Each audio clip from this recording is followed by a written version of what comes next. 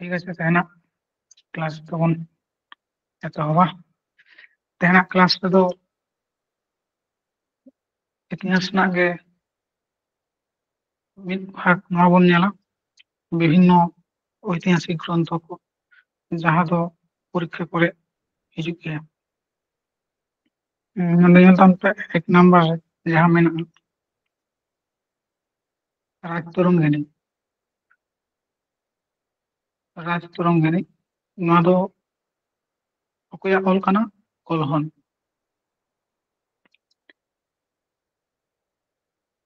पर ऑल है पे एक नंबर रे कलहना ऑल राज तरंगिणी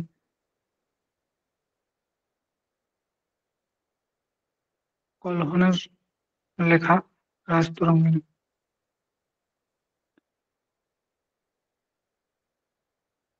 রাজ तरंगिणी তারপর ওদের লাইফে जहाँ राज तरंगिणी जहाँ ग्रंथ ते ओंडे खन दो चेक बाड़ाय कना जहाँ पे बाड़ाय दबन कश्मीर इतिहास हाँ ओंडे ना ऑल दो का सुर কাশ্মীরের ইতিহাস জানা যায় রাজ तरंगिणी থেকে কাশ্মীরের ইতিহাস জানা যায়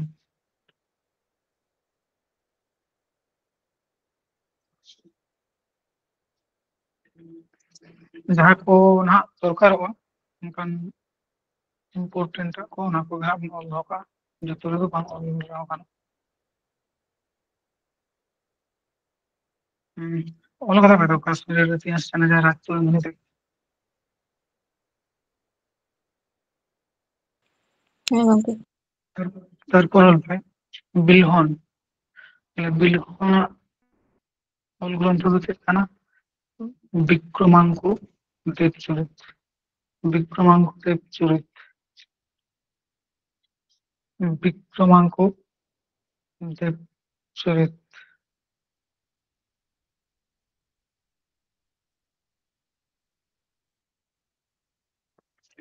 বিক্রমাঙ্ক দেব চরিত বিলহন কলহন আর বিলহন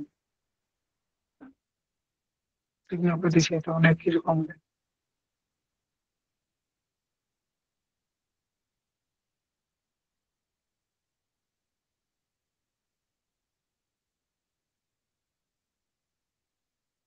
তারপর অল্পে সন্ধ্যাকর নন্দিয়া গ্রন্থ না দেহি কানা রামচরিত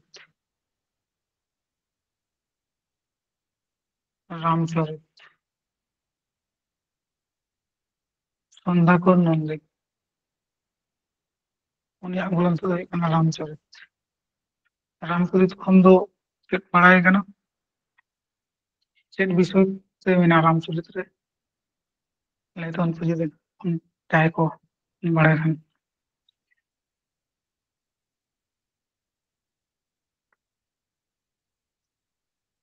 ওটা অল দো পাবে রামচরিত থেকে কৈবর্ত বিদ্রোহ সম্পর্কে জানা যায় কৈবর্ত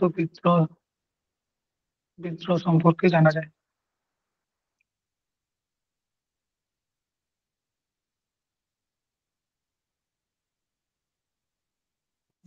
गंके আর মিথ্যা লেবি রামচরিত থেকে জানা যায় কৈবর্ত বিদ্রোহ সম্পর্কে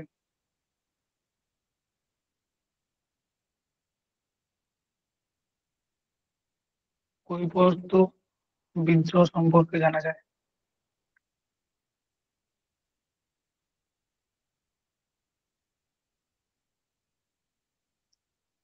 কৈবর্ত বিদ্রোহ সম্পর্কে জানা যায়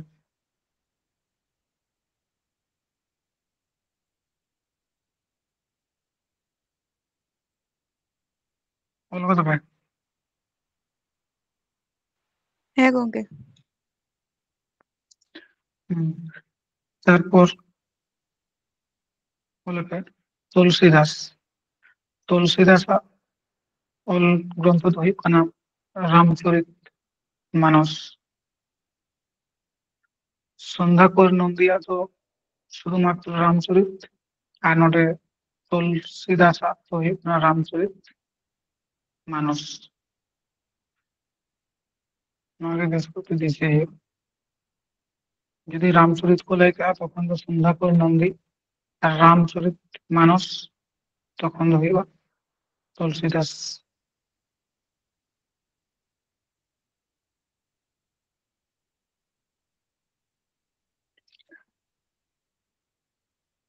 तुलसीदास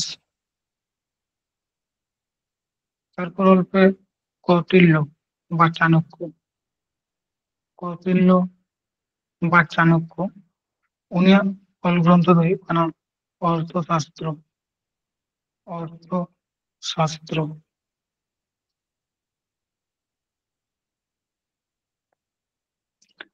অর্থশাস্ত্র অর্থশাস্ত্র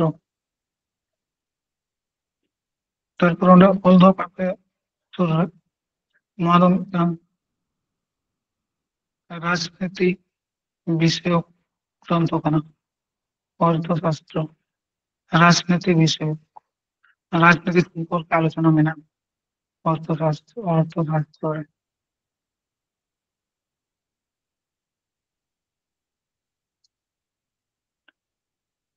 কলকাতা पे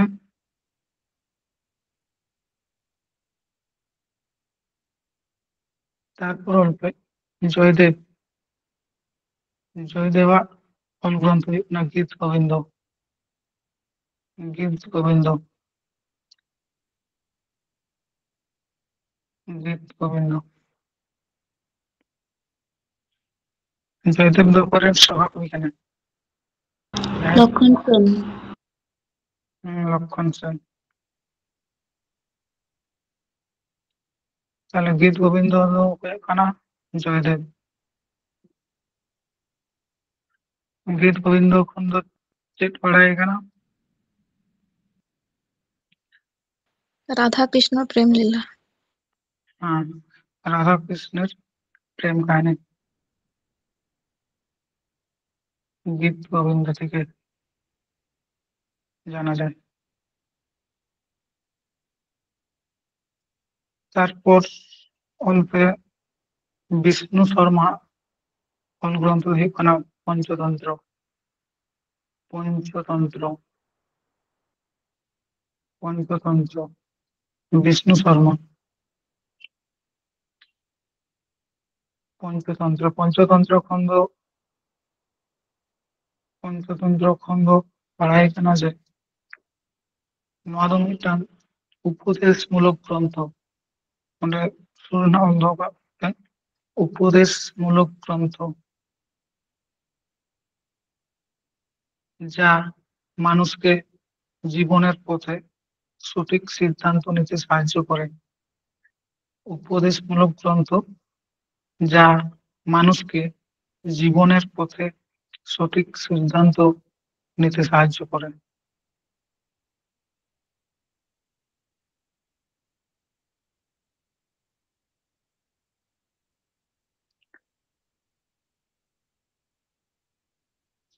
কলকাতাতে যা মানুষকে জীবনের পথে সঠিক সিদ্ধান্ত নিতে সাহায্য করে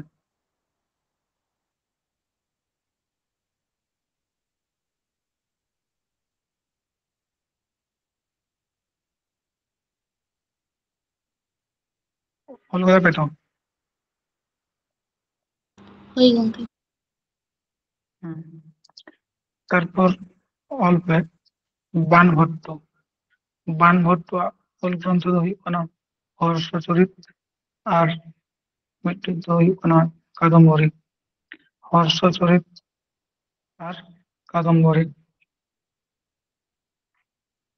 হর্ষচরিত আর কাদম্বরী হর্ষচরিত খন্ড হর্ষচরিত ᱨᱮᱫᱚ ᱪᱮᱫ ᱚᱞ ᱢᱮᱱᱟᱜᱼᱟ ᱪᱮᱫ ᱵᱤषয় ᱛᱮ ᱚᱸᱰᱮ ᱫᱚ ᱢᱮᱱᱟᱜᱼᱟ উত্তর ভারতের রাজনৈতিক প্রেক্ষাপট উত্তর ভারতের রাজনৈতিক প্রেক্ষাপট হর্ষচরিত্রে মানে হর্ষচরিত কলকাতায় হাইফেন এম কাতে অল কাতে যে উত্তর ভারতের রাজনৈতিক প্রেক্ষাপট জানা যায় হর্ষচরিত থেকে। উত্তর ভারতের রাজনৈতিক প্রেক্ষাপট।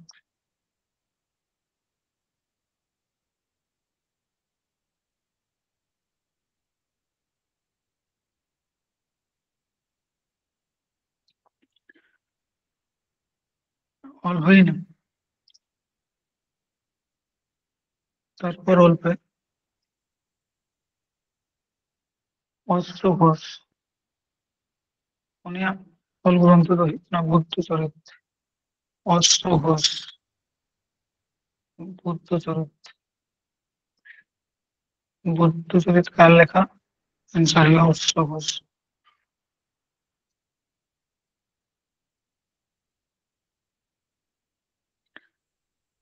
তারপর অল্পে সোমদেব উনি গ্রন্থ কানা কথা চরিত সাগর।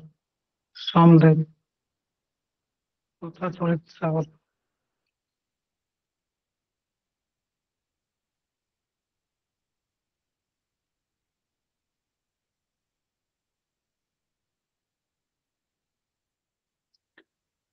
কলকাতাতে তারপর অল্পে পানিনি উনি গ্রন্থ কানা অষ্টাধ্যায়ী। অষ্টাধ্যায়ী।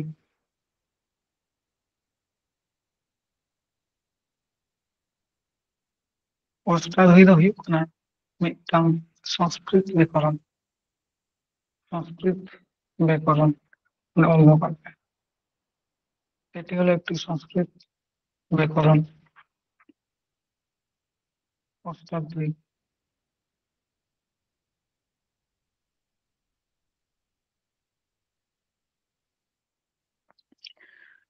তারপর অল্পে শূদ্রক। শূদ্রকা গ্রন্থ নাম মৃচ্ছকটিক। মৃচ্ছকটিক শোকের লেখা।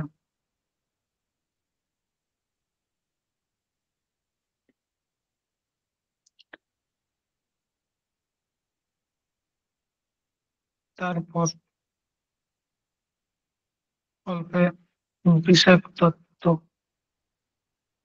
উনি গ্রন্থ মুদ্রা রাক্ষস দেবী চন্দ্রগুপ্ত। মুদ্রা রাক্ষস আর দেবী চন্দ্রগুপ্ত।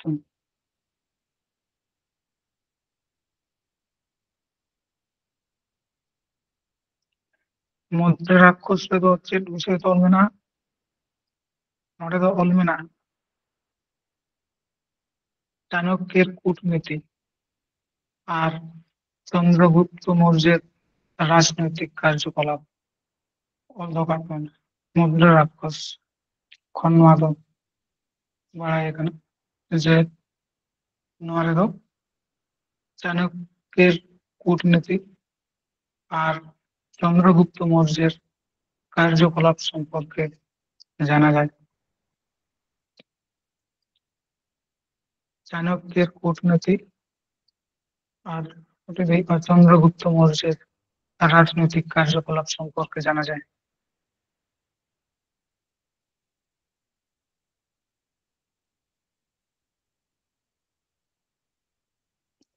চন্দ্রগুপ্ত মৌর্যের রাজনৈতিক কার্যকলাপ সম্পর্কে জানা যায়।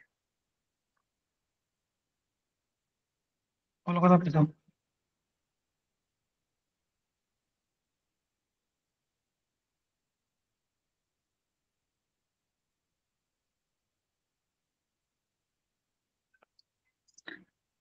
কলকাতা প্যান। হ্যাঁ গঙ্কে। তারপর অল্পে বিজ্ঞানেশ্বর উনি গ্রন্থ মিতাক করা। বিজ্ঞানেশ্বর গ্রন্থ মিতাক করা।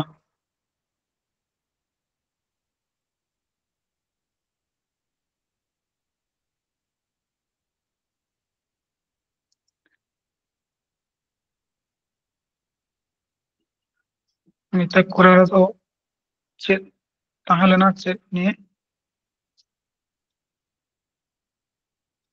ᱞᱟᱹᱭ ᱛᱟᱵᱚᱱ ᱯᱮ ᱡᱩᱫᱤ ᱡᱟᱦᱟᱸᱭ ᱵᱚᱱ ᱵᱟᱲᱟᱭ ᱠᱷᱟᱱ ᱱᱟᱜ᱾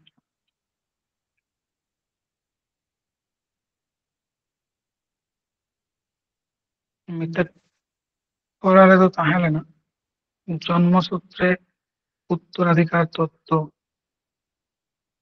ᱪᱮᱫ ᱞᱮᱠᱟ? যেমন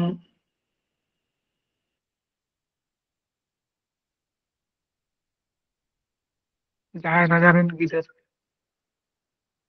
ᱩᱱᱤ ᱨᱟᱡᱟ ᱡᱟᱦᱟᱸ ᱥᱚᱢᱯᱚত্তি ᱠᱚ ᱛᱟᱦᱮᱱᱟ ᱟᱹᱣᱨᱤ ᱜᱩᱡᱩᱜ ᱢᱟᱲᱟᱝ ᱨᱮᱜᱮ ᱟᱡᱨᱮᱱ ᱜᱤᱫᱟᱹᱨ ᱚᱱᱟᱭ ᱧᱟᱢᱟ, ᱚᱱᱟ ᱫᱚ ᱢᱤᱛᱟᱹᱫ ᱠᱚᱨᱟ ᱨᱮ ᱛᱟᱦᱮᱸ ᱞᱮᱱᱟ। ᱟᱨ ᱢᱤᱫᱴᱮᱱ ᱦᱮᱱᱟᱜᱼᱟ ᱫᱟᱭ ᱵᱷᱟᱜᱽ, ᱚᱱᱟ ᱨᱮᱫᱚ ᱟᱞᱟᱫᱟ, ᱚᱱᱟ ᱨᱮᱱᱟᱜ ᱵᱤᱯᱚᱨᱤᱛ। ᱱᱚᱰᱮ ᱚᱞ ᱠᱟᱜ ᱯᱮ ᱢᱤᱛᱟᱹᱫ ᱠᱚᱨᱟ ᱨᱮᱫᱚ ᱢᱮᱱᱟᱜᱼᱟ জন্মসূত্রে উত্তরাধিকার তত্ত্ব, আর লাতার রে অল কাগ পে পুত্র পিতার মৃত্যুর আগে সম্পত্তির অধিকার লাভ করে।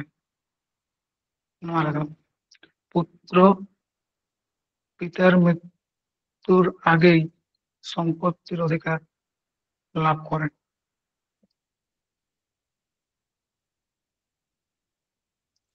পুত্র পিতার মৃত্যুর আগেই সম্পত্তির অধিকার লাভ করে। অল কাদা পে হ্যাঁ গঙ্কে। তারপর অᱸᱰᱮ ᱢᱤᱫᱴᱤᱡ ᱚᱞ ᱯᱮᱥᱮ ᱱᱟᱜ দায় ভাগ। দায় ভাগ তো অকᱚᱭᱟᱜ ᱠᱟᱱᱟ অᱠᱚᱭᱟᱜ গ্রন্থ?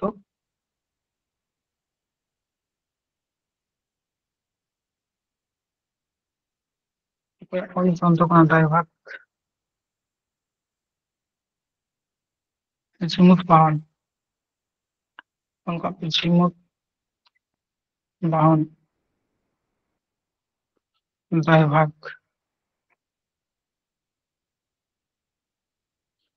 ᱱᱚᱣᱟ দায় ভাগ রেদো ᱱᱚᱣᱟ ᱦᱚᱸ জন্মসূত্রে অধিকার তত্ত্ব ᱜᱮ ᱢᱮᱱᱟᱜᱼᱟ, কিন্তু ᱱᱚᱰᱮ ᱫᱚ পুত্র পিতার মৃত্যুর পরে সম্পত্তির অধিকার লাভ করতে পারবে। ᱚᱸᱰᱮ ᱫᱚ ᱟᱹᱣᱨᱤ ᱜᱩᱡᱩᱜ ᱢᱟᱲᱟᱝ ᱨᱮ ᱟᱨ ᱱᱚᱰᱮ ᱜᱚᱡ ᱯᱚᱨᱮ, ᱱᱤᱭᱟᱹᱜᱮ ᱰᱤᱯᱷᱟᱨᱮন্স ᱫᱚ।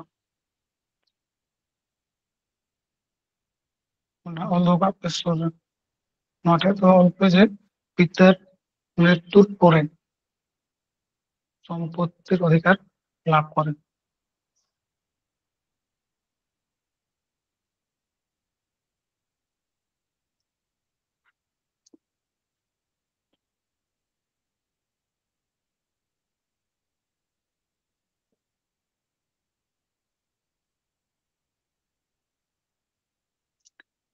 তারপর অল পে বল্লাল সেন। বল্লাল সেন না অল গ্রন্থ ᱫᱚ ᱦᱩᱭᱩᱜ ᱠᱟᱱᱟ দান সাগর আর অদ্ভুত সাগর। দান সাগর আর অদ্ভুত সাগর।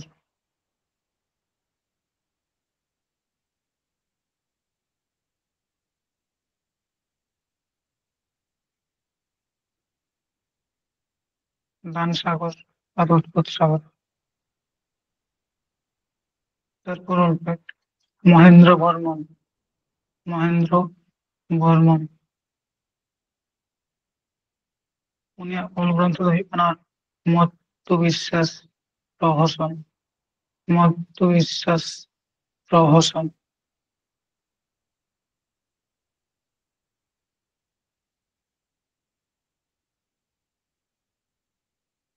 তারপর অল পে বাদশাহ। উনিয়াᱜ অল গ্রন্থ ᱫᱚ ᱦᱩᱭᱩᱜ ᱠᱟᱱᱟ কামসূত্র। কামসূত্র গঙ্কে ᱢᱮᱱᱫᱤᱧ ᱚᱱᱟ ᱫᱚ ᱵᱟᱫᱥᱟᱦᱚ ᱫᱚ ᱵᱟᱝ ᱦᱩᱭᱩᱜᱼᱟ, ᱢᱟᱥᱮ ᱵᱟᱫᱥᱟᱭᱚᱱ ᱦᱩᱭᱩᱜᱼᱟ। কিছু কিছু বই ᱠᱚᱨᱮ ᱫᱚ বাদশাহীন ᱦᱚᱸ ᱚᱞ ᱢᱮᱱᱟᱜᱼᱟ, ᱚᱱᱟ ᱥᱩᱨ ᱨᱮ ᱚᱞ ᱫᱚᱦᱚ ᱠᱟᱜ ᱯᱮ ᱵᱟᱫশাহী। ᱡᱟᱦᱟᱸᱴᱟᱜ ᱵᱳᱭ ᱨᱮ ᱡᱟᱦᱟᱸ ᱞᱮᱠᱟ ᱚᱞ ᱢᱮᱱᱟᱜ ᱛᱚ ᱚᱱᱟᱴᱟᱜ ᱫᱚ বাদশাহ ᱜᱮ ᱫᱚᱦᱚ ᱦᱩᱭ ᱠᱟᱱᱟ। বাদশাহম বাদশাহীন ᱫᱚ সংস্কৃত হিসেब ᱛᱮ ᱚᱞ ᱛᱟᱦᱮᱱ ᱜᱮᱭᱟ, ᱢᱟᱱᱮ ᱡᱟᱦᱟᱸ ᱨᱮ ᱞᱟᱥᱴᱮ ᱢᱚ ᱦᱚᱥᱚᱱᱛᱚ ᱛᱟᱦᱮᱱ ᱜᱮᱭᱟ, ᱚᱱᱟ ᱫᱚ সংস্কৃত হিসেব ᱛᱮ ᱦᱩᱭᱩᱜ ᱜᱮᱭᱟ।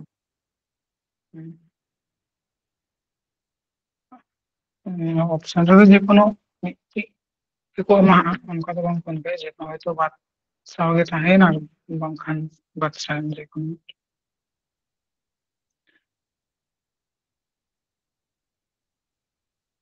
ᱚᱱᱟ ᱦᱟᱸᱜ ᱚᱞ ᱫᱚᱦᱚ ᱠᱟᱜ ᱯᱮ ᱥᱩᱨ ᱨᱮ ᱵᱟᱫᱥᱟᱭ᱾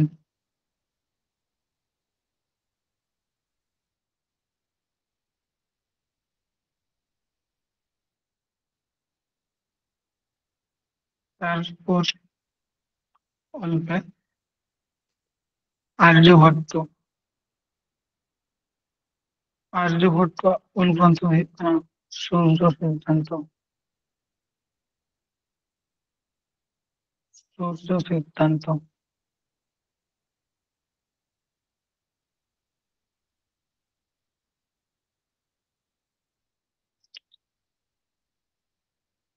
তারপর অল পে গুণাঢ্য বা অল গ্রন্থ হুᱭᱩᱜ ᱠᱟᱱᱟ বৃহৎ কথা।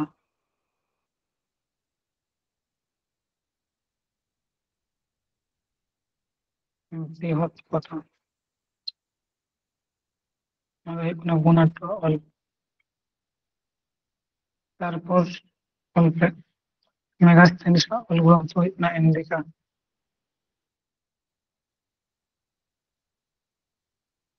ইন্ডিকা।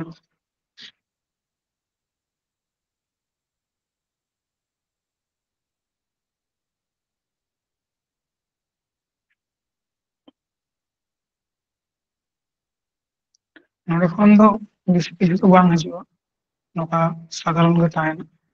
ᱚᱠᱚᱭᱟᱜ গ্রন্থ ᱱᱚᱣᱟ গ্রন্থ অকᱚᱭᱟᱜ ᱚᱞ ᱠᱟᱱᱟ এরকম ᱜᱮ ᱛᱟᱦᱮᱱᱟ পরীক্ষা ᱠᱚᱨᱮ ᱫᱚ। তারপর অল পে আলবিরুনি। আলবিরুনি উনিয়াᱜ ᱚᱞ গ্রন্থ ᱫᱚ ᱦᱩᱭᱩᱜ ᱠᱟᱱᱟ কিতাব ᱚল হিন্দ। আর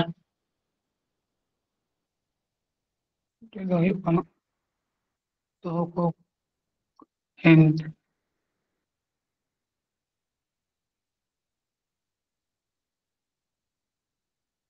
ᱜᱚᱝᱠᱮ ᱚᱱᱟ ᱫᱚ ᱛᱚᱦᱚᱠᱤ-ᱤ-ᱦᱤᱱᱫ ᱦᱩᱭᱩᱜᱼᱟ। তহকিক ᱦᱚᱸ ᱛᱟᱦᱮᱱᱟ ᱛᱟᱦᱮᱸ ᱫᱚ ᱠᱤᱪᱷᱩ ᱠᱤᱪᱷু ᱵᱳᱭ। ᱚᱸᱰᱮ ᱟᱨᱚ ᱤ ᱢᱮᱱᱟᱜᱼᱟ ᱢᱤᱫᱴᱮᱱ ᱨᱚᱥᱥᱚᱭ ᱦᱩᱭᱩᱜᱼᱟ ᱛᱚᱦᱚᱠᱤᱠ-ᱤ-ᱦᱤᱱᱫ। তহকিক-ই-হিন্দ ᱚᱱᱟ ᱨᱚᱥᱭᱟᱭ ᱛᱮ মিস্টেক ᱠᱟᱱᱟ।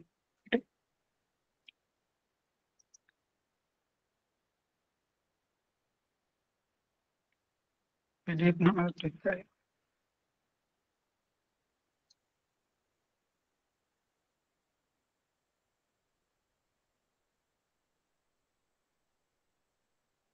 তারপর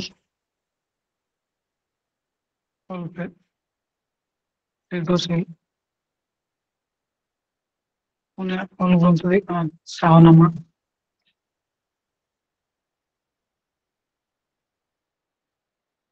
টেগোসিল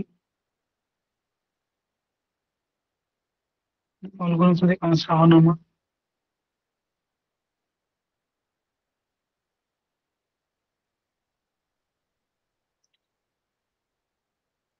তারপর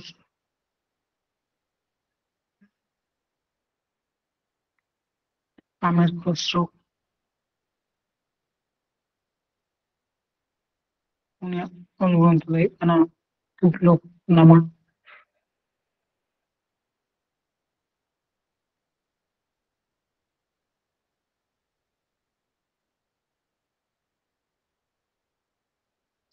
আমের খসরু তো চিকে বন মেতায় কানা ভারতের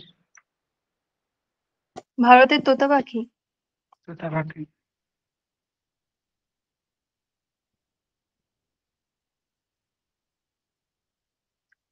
তারপর অল পে চিত্রান উনিয়াᱜ ᱚᱞ গ্রন্থ ᱫᱚ ᱦᱩᱭᱩᱜ ᱠᱟᱱᱟ মনোচরিতম। চিত্রান ᱚᱞ গ্রন্থ ᱦᱩᱭᱩᱜ ᱠᱟᱱᱟ মনোচরিতম।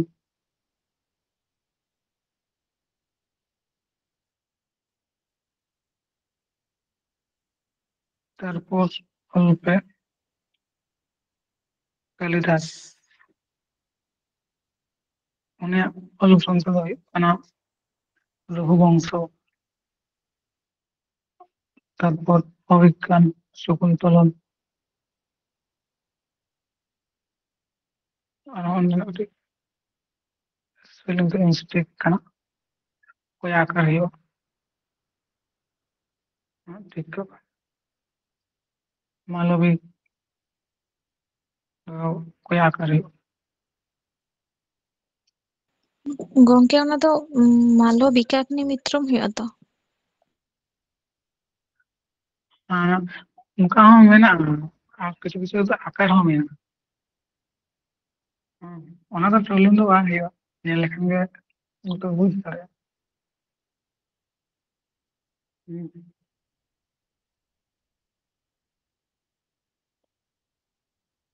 তারপর ঋতু সংহার মেঘদূতম তারপর কুমার সম্ভব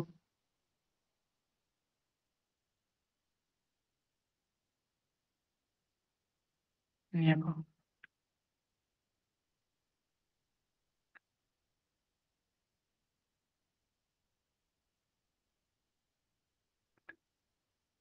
তারপর অল্পে হর্ষবর্ধন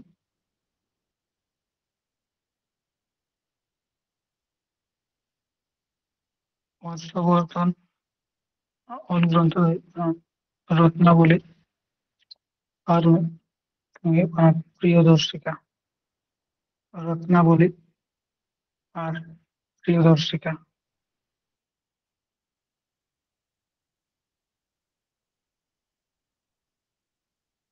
প্রিয়দর্শিকা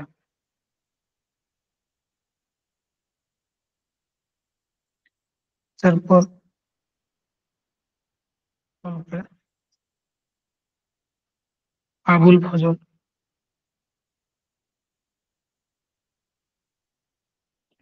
অনুগ্রন্থ ᱦᱩᱭᱩᱜ ᱠᱟᱱᱟ Akbarnama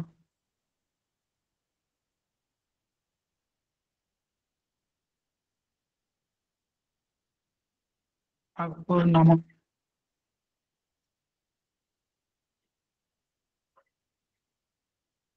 Akbarnama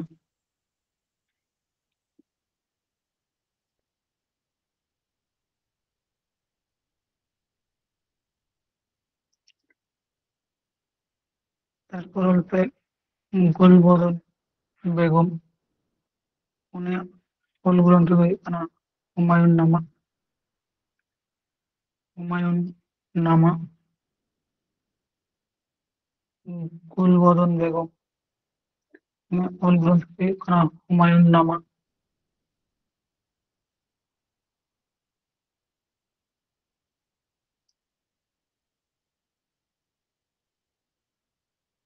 Gongke ketik yang zoom out kan?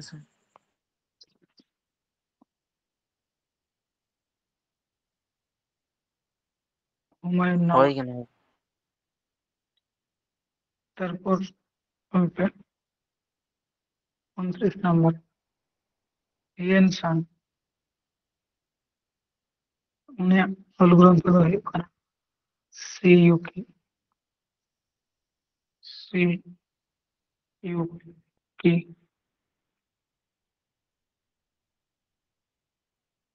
Siyuki তারপর অল্পে আইএন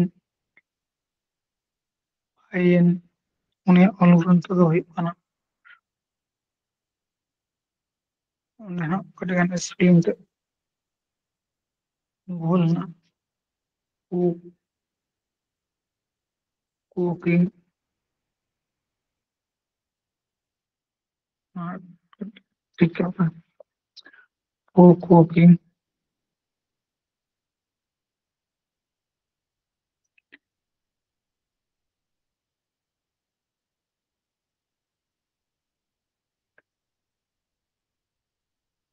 তারপর অল্প 31 নম্বর নাগসেন উনিয়াᱜ ᱚᱞ ᱜᱨᱚন্থ ᱫᱚ ᱦᱩᱭᱩᱜ ᱠᱟᱱᱟ ᱢᱮᱞᱤᱱ পঞ্চ মেলিন পঞ্চ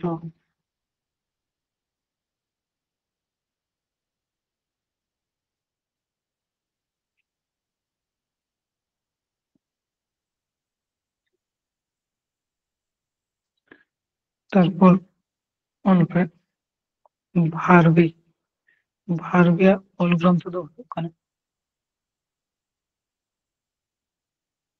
ইরতার্জুনিয়ম ইরতার্জুনিয়ম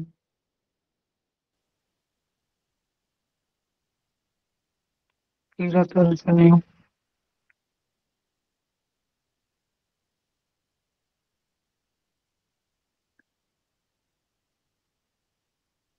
তারপর অল্প 33 নম্বর হরিসেন উনিয়াᱜ মূল গ্রন্থ ᱫᱚ ᱦᱩᱭᱩᱜ ᱠᱟᱱᱟ এলাহাবাদ প্রশস্তি এলাহাবাদ প্রশস্তি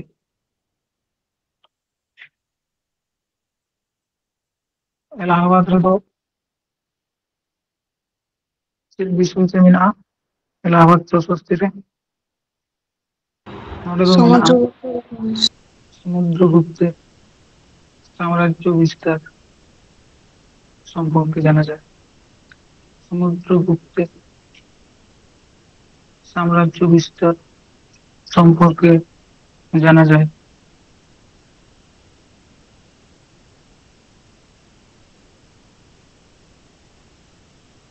তারপর অল্পে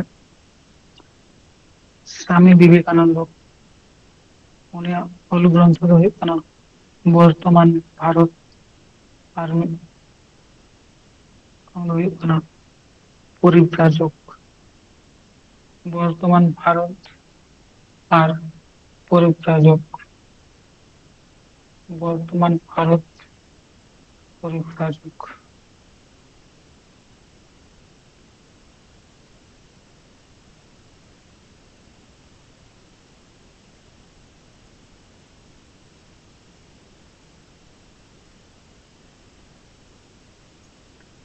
তারপর গৌড় বাহাদুর অল হয়ে কেন লাহাতে বাং অল কানা কে অল্পে বাগপতি উনিয়াᱜ অল গ্রন্থ ᱫᱚ ᱦᱩᱭᱩᱜ ᱠᱟᱱᱟ গৌড় বাহু গৌড় বাহু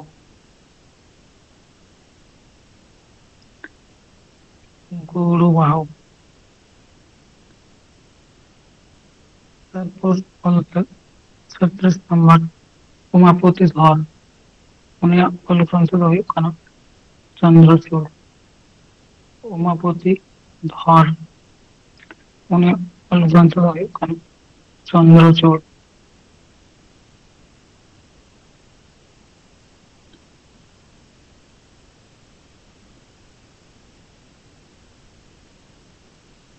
তারপর অল্পে চরক অল গ্রন্থ ᱦᱩᱭᱩᱜ ᱠᱟᱱ ᱛᱟᱭᱟ চরক সংহিতা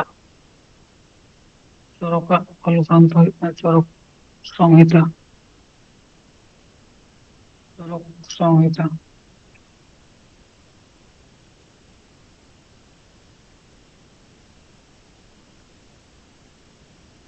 তারপর অল্পে ᱱᱚᱣᱟ ᱫᱚ ᱚᱞ ᱦᱩᱭ ᱠᱟᱱᱟ 38 নম্বর ᱫᱚ ᱚᱱᱟ ᱦᱟᱸᱜ ᱚᱣᱟᱴ ᱠᱟᱜ ᱯᱮ একবারে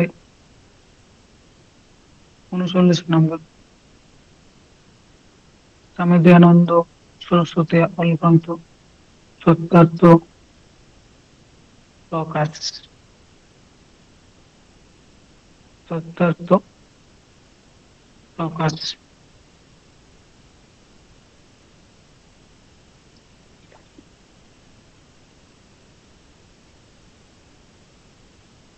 সত্যার্থ প্রকাশ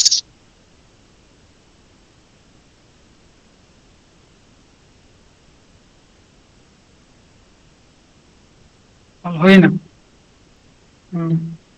আর কিছু বানি লেখা কানা নকো অল দকা অল্পে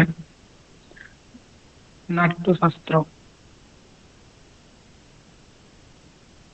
ওনাদের অল করা ভরতমণি নাট্যশাস্ত্র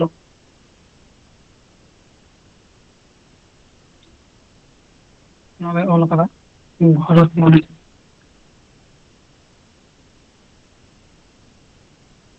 ভরত মনে।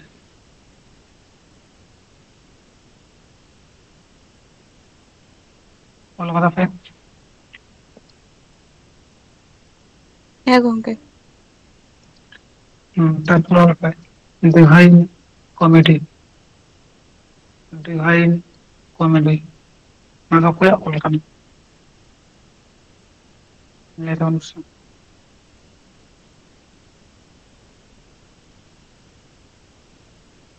চে ডিভাইন গঙ্গে আর comedy. Divine comedy Dante. Dante. ᱚᱞ ᱠᱟᱜ ᱯᱮ দান্তে। তারপর ᱚᱞ ᱯᱮ life divine. Life divine. Life divine ᱱᱚᱣᱟ ᱫᱚ ᱚᱠᱚᱭᱟᱜ ᱠᱟᱱᱟ? অরবিন্দ ঘোষ। অরবিন্দ ঘোষ। অরবিন্দ ঘোষ। তারপর ᱚᱞ ᱯᱮ ডিভাইন লাইফ। ডিভাইন লাইফ ᱱᱚᱣᱟ ᱫᱚ ᱦᱩᱭᱩᱜ ᱠᱟᱱᱟ স্বামী বিবেকানন্দ। স্বামী বিবেকানন্দ ᱚᱱᱟ ᱫᱚ ᱦᱩᱭᱩᱜ ᱠᱟᱱᱟ লাইফ ডিভাইন। ᱚᱱᱟ ᱫᱚ অরবিন্দ আর ᱱᱚᱣᱟ ᱫᱚ ᱦᱩᱭᱩᱜ ᱠᱟᱱᱟ ডিভাইন লাইফ। ᱚᱱᱟᱜᱮ ᱚᱱᱛᱮ ᱱᱚᱛᱮ এলোমেলো হয়না। Divine life Swami Vivekananda.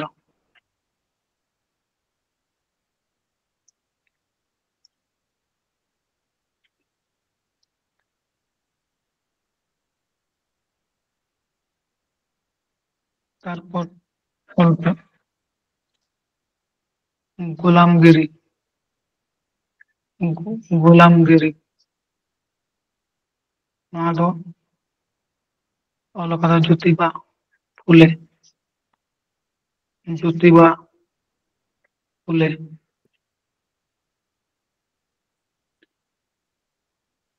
গোলামগিরি জ্যোতিবা ফুলে।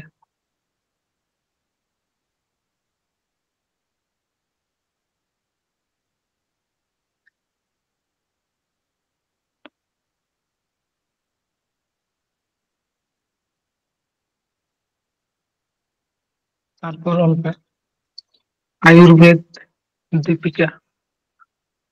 আয়ুর্বেদ দীপিকা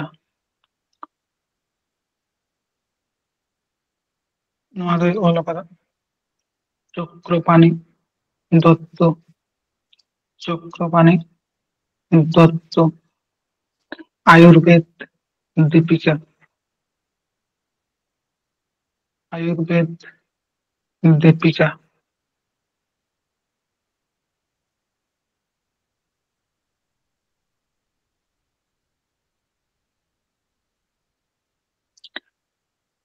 ᱚᱞ ᱠᱟᱫᱟ ᱯᱮ? হ্যাঁ গঙ্গে। তারপর ᱚᱞ ᱯᱮ সশ্রুত সংহিতা। ᱱᱚᱣᱟ ᱚᱞ ᱠᱟᱫᱟ ᱯᱮ? ᱵᱟᱝ ᱚᱞ ᱦᱩᱭ ᱠᱟᱱᱟ ᱯᱮ? সশ্রুত সংহিতা ᱚᱞ ᱯᱮ সশ্রুত সংহিতা ᱱᱚᱣᱟ ᱫᱚ ᱚᱠᱚᱭᱟᱜ ᱚᱞ ᱠᱟᱱᱟ?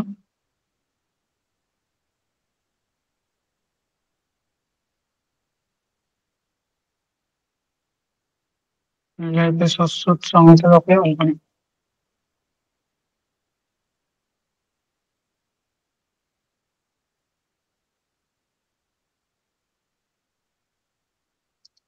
সশ্রুত ᱚᱞ ᱯᱮ সশ্রুত।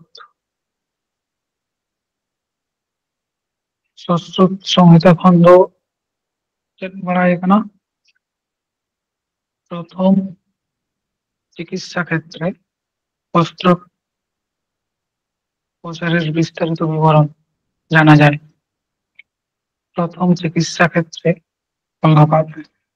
প্রথম চিকিৎসা ক্ষেত্রে অস্ত্রোপচারের বিস্তারিত বিবরণ জানা যায়।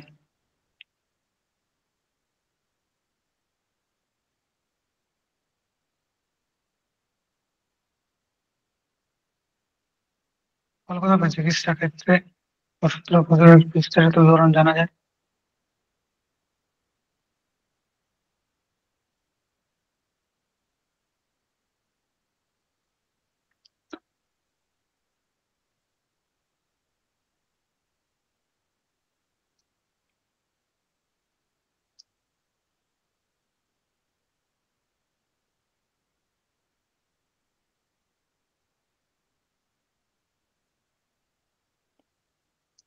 তারপর অল্পে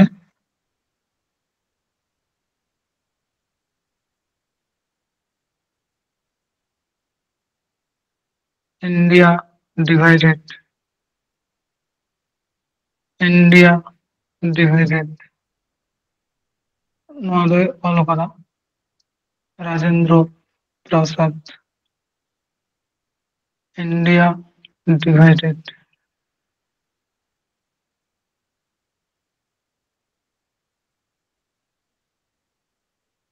রাজেন্দ্র প্রসাদ।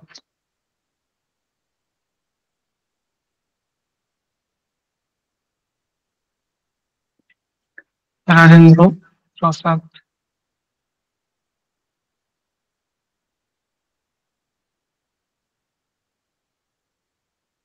তারপর অল্পে জিওগ্রাফি, জিওগ্রাফি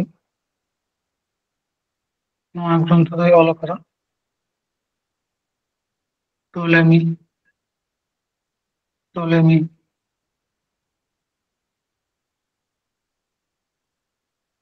ᱴᱚলেমি।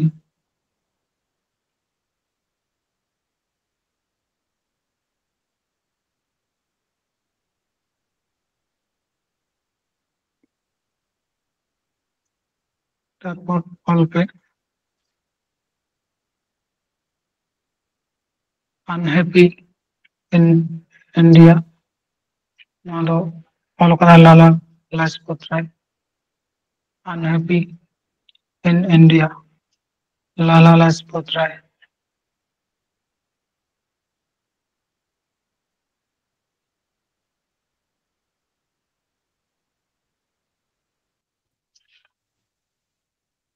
আর মিদা লেবিন unhappy in India, unhappy UNHAPPY, unhappy in India, Lala Lajpat রায়।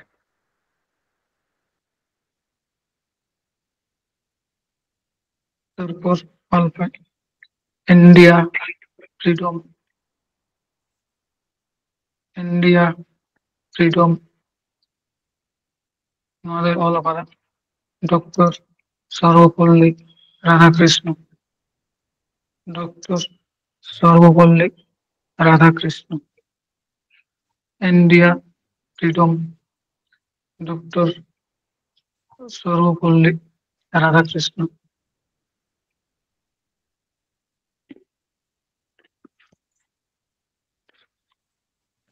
ᱚᱞ ᱠᱟᱫᱟ ᱯᱮ? হ্যাঁ গঙ্গে। তারপর অল্পে the broken wings, the broken wing, the broken wing ᱱᱚᱣᱟ ᱫᱚᱭ ᱚᱞ ᱟᱠᱟᱫᱟ Sarojini Naidu. The broken wing, Sarojini Naidu, Sarojini Naidu.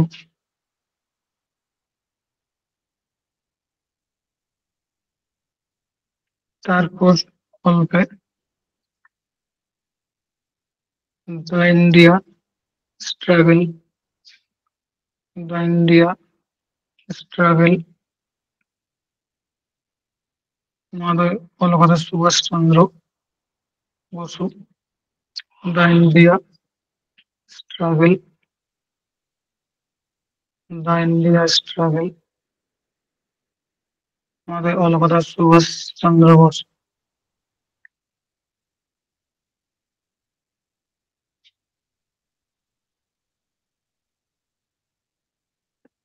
তারপর অল্পে Pravati and British rule in India. Pravati and British rule in India. ᱱᱚᱣᱟ ᱫᱚ ᱚᱞ ᱟᱠᱟᱫᱟ ᱫᱟᱫᱟ ᱵᱷᱟই ᱱᱚᱨᱚᱡᱤ. Pravati and British rule in India. ᱱᱚᱣᱟ ᱫᱚᱭ ᱚᱞ ᱟᱠᱟᱫᱟ দাদা ভাই নরজি.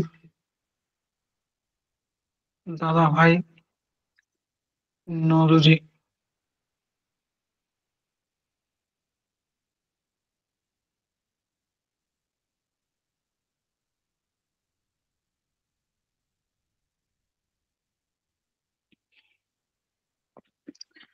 তারপর অল্পে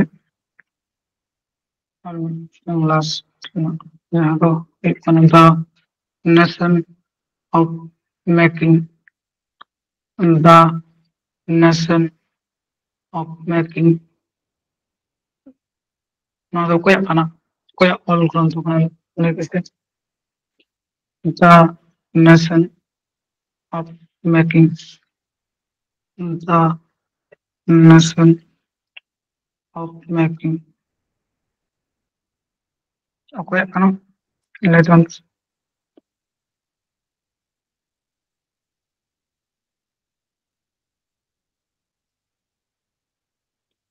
অকয়াক অল কানো the nation of making.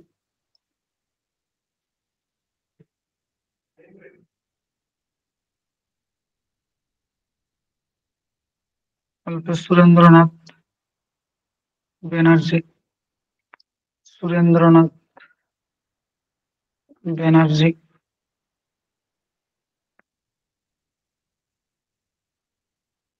Surendranath Banerjee तो को मिताया राष्ट्रगुरु. राष्ट्रगुरु. राष्ट्रगुरु.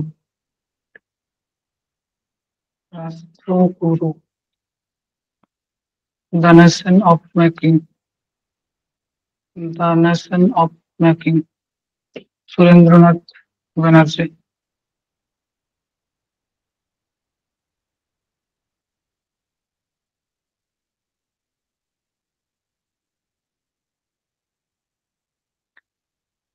আর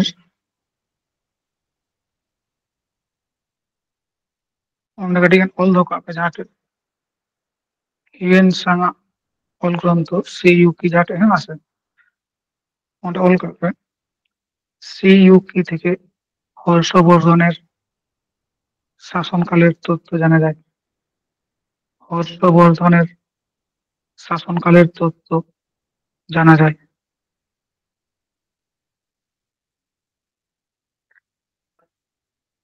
হর্ষবর্ধনের শাসনকালের তথ্য জানা যায়.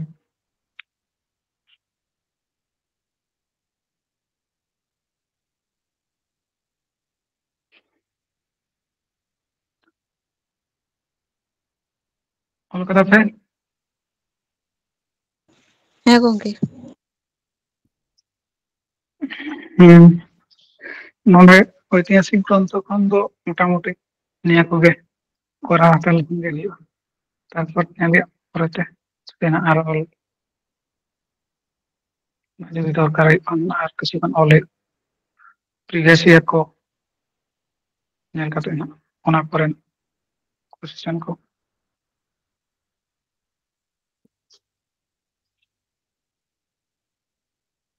ঠিক মতো না পড়া ভাঙে মুখস্থ বেশ পড়াশোনা না.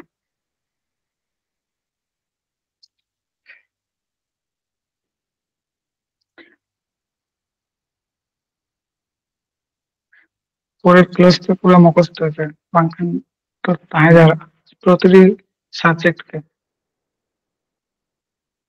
বাংখান পরে তো ᱦᱩᱭ ᱵᱟᱝ ᱦᱩᱭᱩᱜ. ᱱᱚᱣᱟ ᱴᱷᱮᱱ ᱚᱞ ᱦᱩᱭ ᱟᱠᱟᱱᱟ ᱯᱚᱨᱮ পরের ক্লাস ᱦᱩᱭᱩᱜ ᱟগে ᱨᱮᱜᱮ ᱡᱮᱢᱚᱱ মোটামুটি দিশা ᱫᱚᱦᱚ ᱞᱮᱠᱟ ᱫᱚ ᱱᱟᱜ মুখস্থ তাহলে খান গে ᱦᱩᱭᱩᱜᱼᱟ.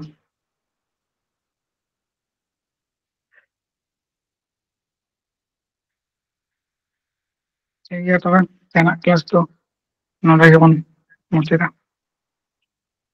ᱮᱱ ᱞᱮᱠᱟ ᱫᱚ ᱡᱚᱛᱚ ᱠᱚᱜᱮ ᱞᱮᱠ ᱛᱟᱵᱚᱱ ᱯᱮ